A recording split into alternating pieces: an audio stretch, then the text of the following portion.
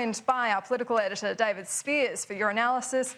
David, were there any big surprises you saw? Oh, look, there are a few surprises, certainly in the shift. Arthur Sinodinos going to Washington as Australia's next ambassador. A little bit of time to go before that takes place. And Mitch Fifield to New York as ambassador to the United Nations. They I think, are the big surprises today. But look, the main senior ministers stay in place. I think the other changes the Prime Minister's announced here all make sense at first blush. I think some of the interesting ones are bringing emissions back together with the energy portfolio. As you heard me ask earlier there, they were split apart. Melissa Price was given environment and responsibility for emissions. Angus Taylor was just energy. Melissa Price has been demoted. There's no other way of describing that. And emissions come back together. And I've already had some feedback from the energy sector who welcome that. So I think that makes sense. I think the breakup of some of these National Party portfolios are quite interesting as well. As you know, Barnaby Joyce, I assume, will no longer be envoy because we didn't hear anything about it. We heard Warren Entsch being named as an envoy for the Great Barrier Reef. But you've now got David Littleproud taking not just agriculture per se, because Bridget McKenzie now will take that, and I'm interested to see how the overlap happens here, but she'll be agriculture while he will look after a lot of the things you would normally associate with the agriculture portfolio: water resources, drought, rural finance, natural disaster and emergency management. So they will have overlapping duties, I suspect, in those roles, but David Littleproud has proven himself I think to be quite a strong performer within the Nationals and within the government, so important to keep him there. Look, beyond that, there are a number of other really interesting changes here with the industrial relations and employment side of things. Christian Porter adds industrial relations to Attorney General. Now, of course, Attorney General used to cover so many things, but when Home Affairs was set up, ASIO and all these agencies, AFP and so on, went across to Home Affairs. So now it is it's a reduced portfolio, but still an important one. But now Christian Porter will add IR to that as well. Michaelia Cash coming back into some of the roles she used to hold, not IR, though, importantly, and we know the trouble that we saw during her time there, but back into employment, small and family business, and that's going to be it's a natural constituency for the Liberal Party and an important role for them to take on. So, look, I'm not surprised, and particularly to see a West Australian in that role as well, with Melissa Price taking on lighter duties, if you will. Look, the rest of the changes, a few promotions there of people you'd say are close to Scott Morrison. People like Alex Hawke, people like Stuart Robert, who's going into cabinet with his role as well. Alan Tudge is a big winner as well. And look, yeah, so still going through. We only just got this towards the end of the press conference, so going through some of the other changes.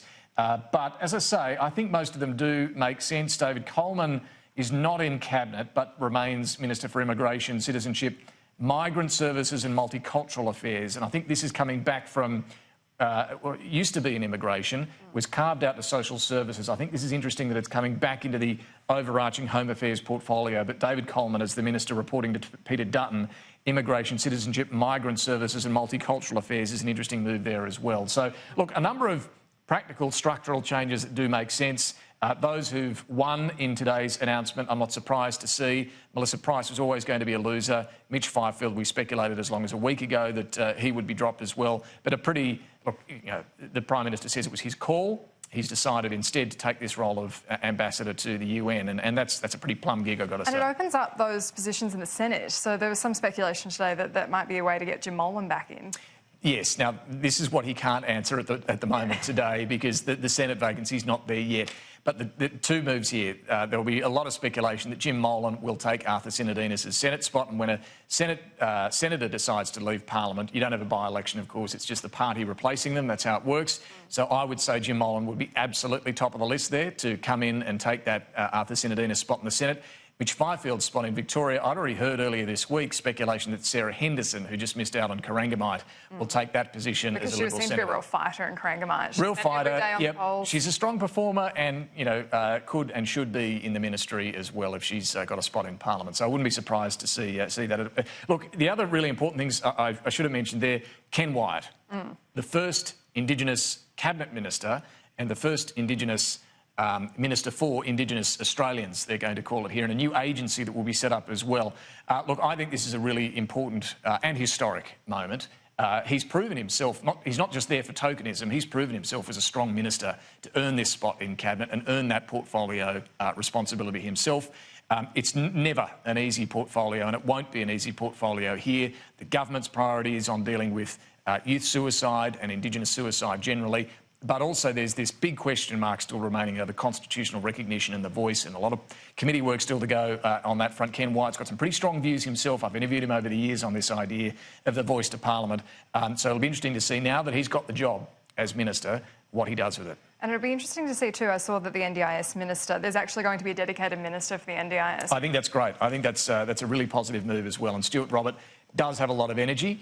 And look, this is one of the areas crying out for, some real action from government, particularly federal government, but state as well, to get the service delivery right. It's a huge new body that's still obviously finding out. You talk to anyone who's had engagement interface with the NDIS and you'll hear the problems.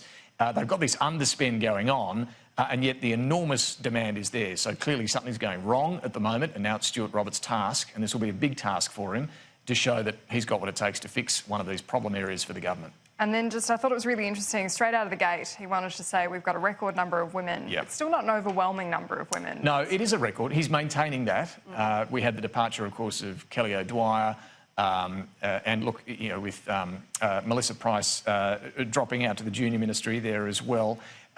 You've got Linda Reynolds, of course, staying as Defence Minister. You've got Susan Lee. I think it's good to see her coming back in. She, of course, was Health Minister before some of the problems around her property investments and so on, but she's back into the ministry.